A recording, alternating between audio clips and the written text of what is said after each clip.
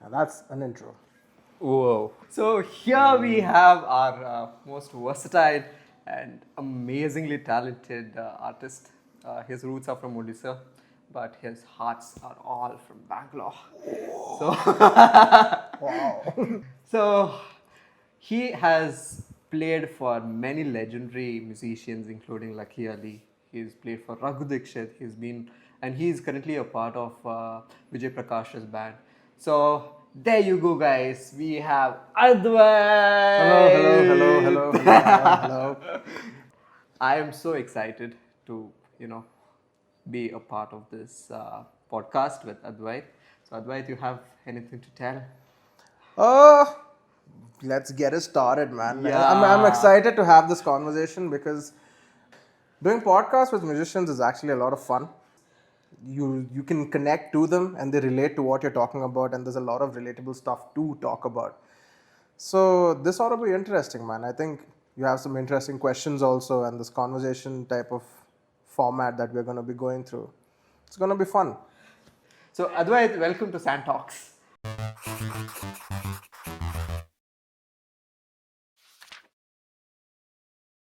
So in today's podcast, we're going to talk about role of guitar in modern Indian indie music. So since you come from a musician's background, so could you tell about that, Advait, how you started this journey and who was your inspiration? I have a very interesting way of how I got into guitar in general is because, look, I started with flute because my dad is a flautist, right? So the initial years of like music in general as my childhood and everything was predominantly just flute based. And then, of course, in school, you're having these talent shows and whatnot, right? And we're in the amphitheater and everybody's doing their own thing. And I played flute. I got the warm claps, you know what I mean? So then after that, I was like, cool, you know what, fine. And then there were a bunch of seniors of mine who pulled up with their guitars and the drums and everything. And when they played, the whole fucking audience is just going nuts, right? So I was like, shit, I want that. So I was like, fuck it. Like, screw flute. I mean, I came back to it later on, of course, because there is something really, really lovely about the instrument, which I realized after I got mature, right? But before that was a little more, like, thoughts are very simple, right? You just want fame. And everybody's like, oh, you wanted that fame and then you're basically an attention whore. So that was me.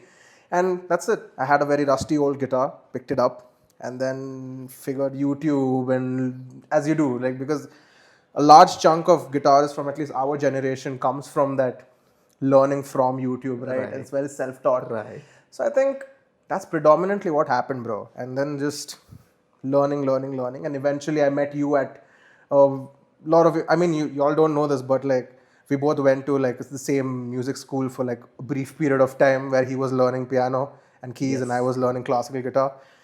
And that was like a brief stint in our musical journey.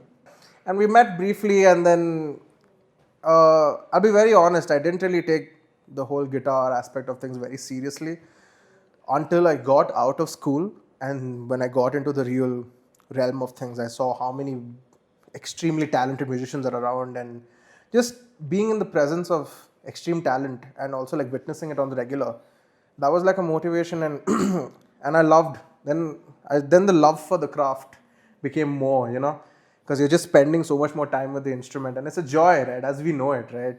So we just chill and it's not even like practice at this point. You're just like engrossed with the instrument, right? And that's pretty much it. That's what happened. Like, you just lock yourself in a room and you just keep playing and you have fun with it.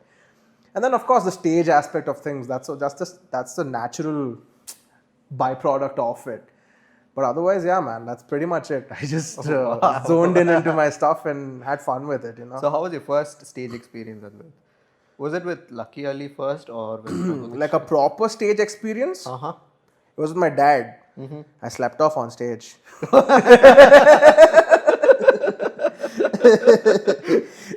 Like after the show, before the show? In the show. In the show. So the thing is, this was happening at Humming Tree, bro. And I was like, what, 12 or something at the time. Of course, before that, I was doing in school and all, but that was pretty much. But like actually outside was like, this was the first gig. and my role was to, and it was a classical gig happening at Hummingtree, and my role was to play the tampura. Oh, okay. And as you know, tampura is just 4 strings. Right? There's nothing to do but to just sit and just strum that shit for 3 hours, right? And dude, at some point you just sleep. So the gig is happening. My dad's playing in this like alap section of classical music, right? And the audience is sitting, and suddenly the tampura stops, and my dad just looks fallen asleep on stage.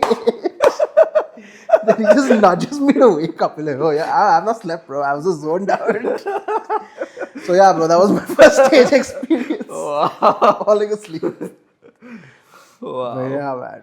But like proper, like professionally as a guitarist, if you chuck aside like performing with small bands on like clubs and everything, like an actual opportunistic big platform, I would say, was with Lucky Ali.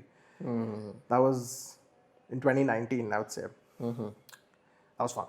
So how old were you then? I was 19, bro. Okay. Like I just turned, like in the later end of 2019 is when I turned 19. Right. 18, 19-ish. But yeah, fun. Nice. So talking about indie music, so how do you think guitar is shaping the independent artist or the entire indie music in our country? It plays a great chunk, I would say, especially in the indie sector of things. You have a lot of artists. I mean, if you look at the mainstream, it's very simplistic guitar chords, like your 4, 5. But guitar is the main instrument that's been used, right? But when you look at a little more on the underground side of things, guitar is a very prominent part of music in general, I would say. And it's like, it's interesting because we have a lot of talented people over here who actually really know how to play the instrument, right? And they play it really well. And I would say it's a very dominant aspect in the music scene, at least. Like it's prevalent everywhere. Like it's there in your film industry. It will play some or the other role. Like even if the whole electronic music comes into play and everything, and it gets integrated. Guitar is always going to be integrated into it, or like be its own thing, But it's always going to be there, and it's fun because you have a lot of people looking up to these artists and actually picking up the instrument. You have a lot of bands coming up in the indie scene who are actually like guitar oriented bands.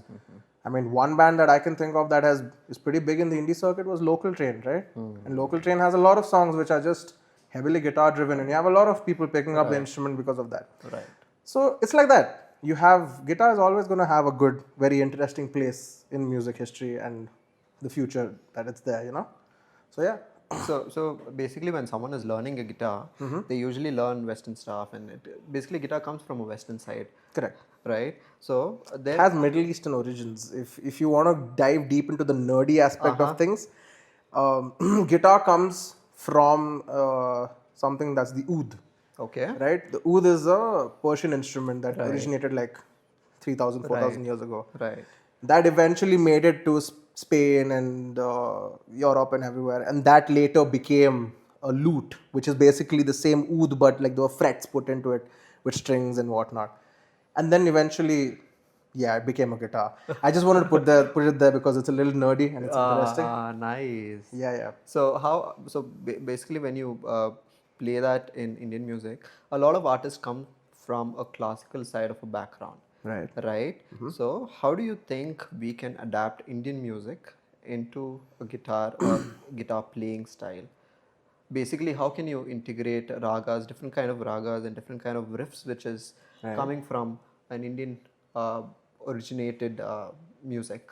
It's very easy, I would say, because there are a lot of artists already doing it. You have artists like Guitar Prasanna, and you have Baiju, who's Mother Jane's guitarist. So a lot of their lead playing and everything has a lot of Carnatic connotations, right? So it's already been there and done. This is like our export to the world, right? Like it's one of that is definitely fusing the Indian elements, the classical elements. And you just have to have an ear for it. Like if you listen it doesn't have to be just guitar oriented. You can listen to like your classical vocalists, you can listen to whoever you want to listen to, and you can go to gurus, of course, especially if there are some gurus who are very much trained in violin. So you can actually you incorporate those violin chops into your guitar playing or vocal chops, anything. So sourcing music from wherever and incorporating it into your playing is very easy right now, at least in this landscape of music. Yeah. So usually on stage, what are the type of gears that you use as well? Mine is very simple, bro. I have so there's the processor called Line 6. Okay. So I have, and the thing is, if I don't have an access for an amp, because usually in the modern space nowadays with the whole gigging atmosphere, getting an amp, it's, you may or may not get it. And also it's like with the advent of amp modelers and everything that's come into play right now, I mean, at least our generation of musicians, we've gradually shifted to the electronic space, you know what I mean? And so I use a very simple Line 6 unit, it's called the HX Stomp, and a bunch of pedals, be it like a boost pedal for my solos. So what I do with my Line 6 processor, I set a bunch of patches based on real amps and cabs and just deciding how to place it accordingly. And then you have a boost pedal for your solos. Okay. So it cuts through the mix, right? Okay. And a wah pedal. Or if I need anything else, I have a bunch of, Right. because I still love the analog aspect of things. Right. So I keep that. If there's a requirement, I just, like a mad scientist, tweak accordingly and like set my pedal board accordingly. Okay, Advait, so let's get into guitar learning segment. Oh my God. So this Hello, I'm your guitar teacher, Advait. Welcome to my YouTube channel. So this session is basically for those who are new to guitar and who wants to pick up the instrument and do something out of it. Right. So Advait, can you just brief us about your routine, how you practice? Like, what is the process that you follow? Is that something that you first do a warm up with some finger styles and then pick up some chords and practice? So generally, how is it? Let me just show you. Uh-huh. So for my basic exercises, you have your left hand exercises, you have your right hand exercises. So left hand, I generally do these hammer-ons and pull-offs, and I usually use a metronome. Right. And that keeps going on for all your fingers, right? It's very basic, but at the end of the day, it improves your finger dexterity and everything. So, and so on and so forth. That's one thing that you can do. And then another thing is just chromatics. Right. Go down and go up. That's the most basic thing that I do, right? So and basically, then it's a chromatic scale that you're exactly. working There's on. nothing. You don't have to think about scales, modes, none of that. It's just chromatics. And then for your right hand, it's very simple. So you can start, if you're still starting out, you can just go with a metronome, because at the end of the day, you want to maintain a good rhythm and not falter. And then gradually you can speed it up with the same metronome.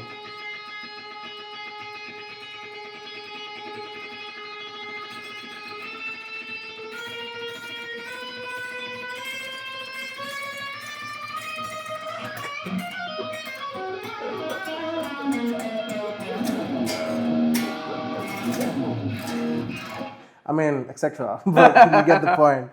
So I think that's one thing that you can do. For chords, it depends where you're at in your guitar journey. If you're with your open chords, and the thing is, I would suggest getting books on chords, right? So if this is like research material, if you're really into it, Ted Green, Chord Theory, please get your hands on that book. You can get your hand on any.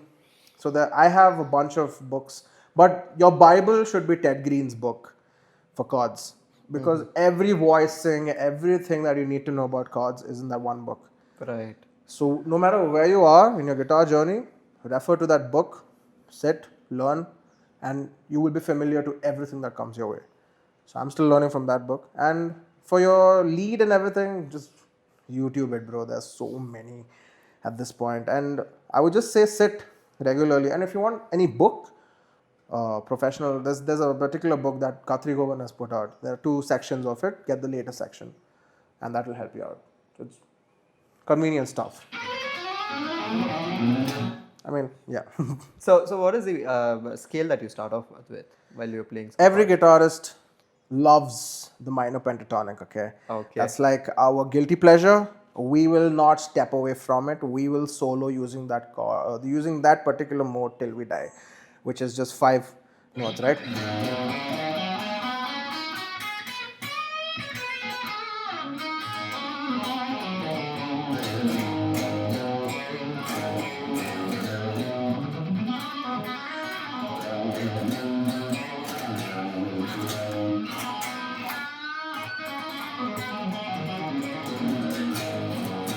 I mean, it's just fun. It just sounds badass, you know? So that's one scale that we love, bro. Wow. That's just 5 notes.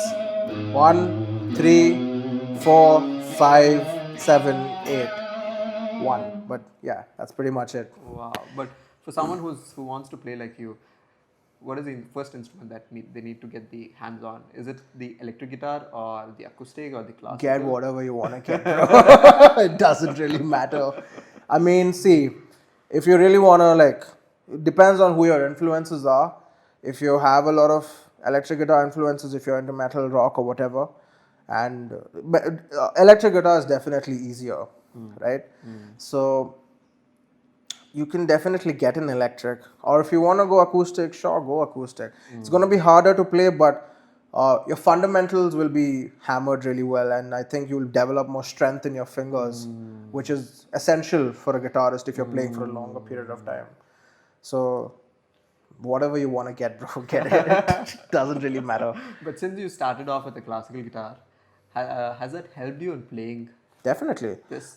So a lot of my style, when it comes to soloing at least, it's very hybrid picking. So I do use my fingers when I solo, right? For example, if I'm just playing stuff, very simple stuff, you can see my fingers are doing all the work. Yes.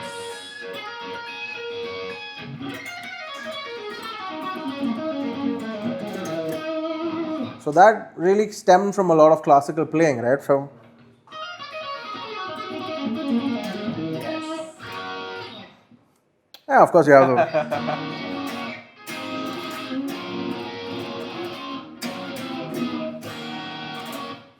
All of that, etc. You know, So does classical guitar give you a head start? I wouldn't say a head start, but it definitely introduced me to a different sort of playing which you normally wouldn't approach, right? Because it's sensitive. Like there are a lot of beautiful compositions in classical guitar, right? So it's fun, and also like when you play chords, it just sounds better. Wow. With the fingers, it just feels good, bro.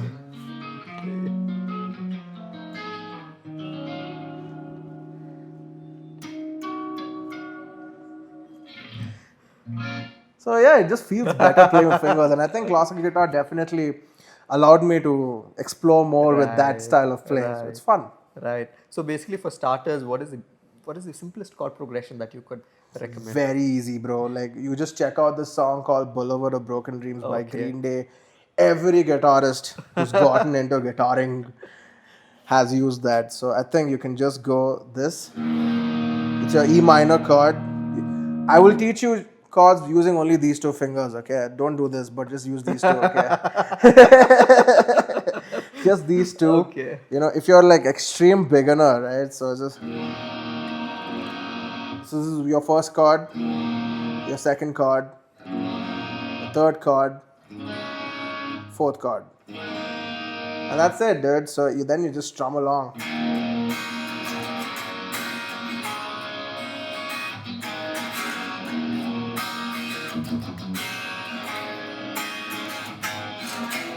Okay, that was just my addition, but you get the point, right? So So guys, it's not that simple as it looks like. Okay, wow. Wow, that was fun. So Advait, can you talk about some of your favorite riffs? Favorite riff? Yeah. Shit, don't put me on a spot like this, bro. Some of your favorite riffs. Okay, you know what? Some. Let's do Yeah. some, okay? Yeah. So, I have this band that really, really influenced me a lot, and this is a band called Lamb of God. And they detune their guitars. So and this is one of the riffs that I really like. And this is a song called Ghost Walking. So let me just show you how it sounds.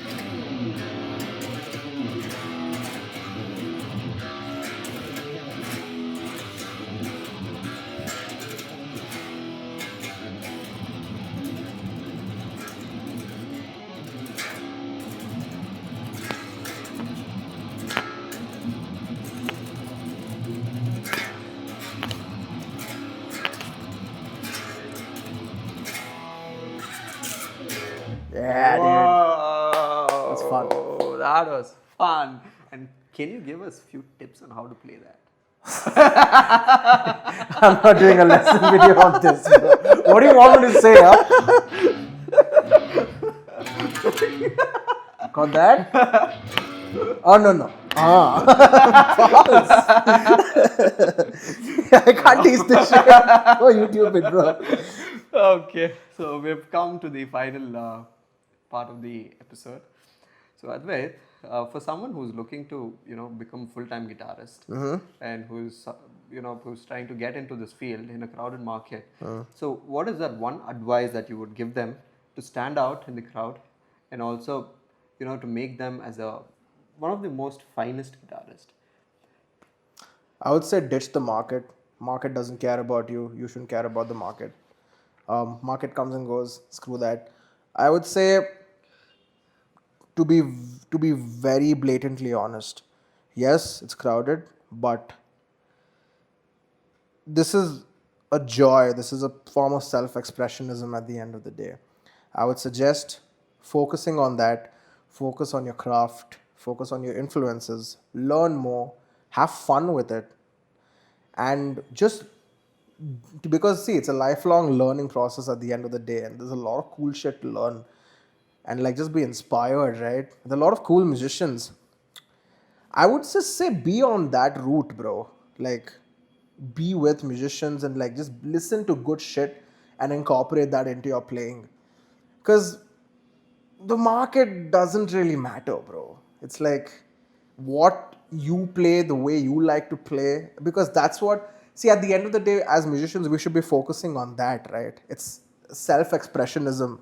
Self-expressionism gives rise to a certain voice. A unique voice comes from you being able to express yourself. Right.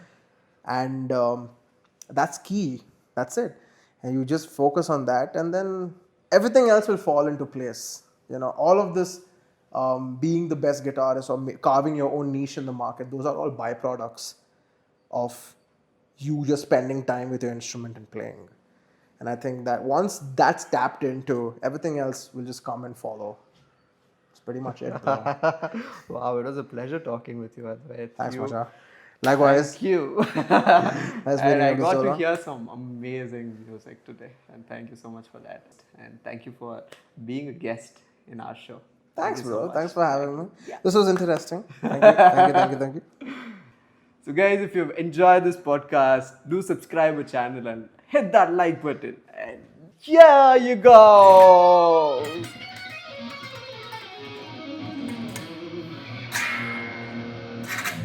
Yeah. Send the files to you. This is what it's done, motherfucker.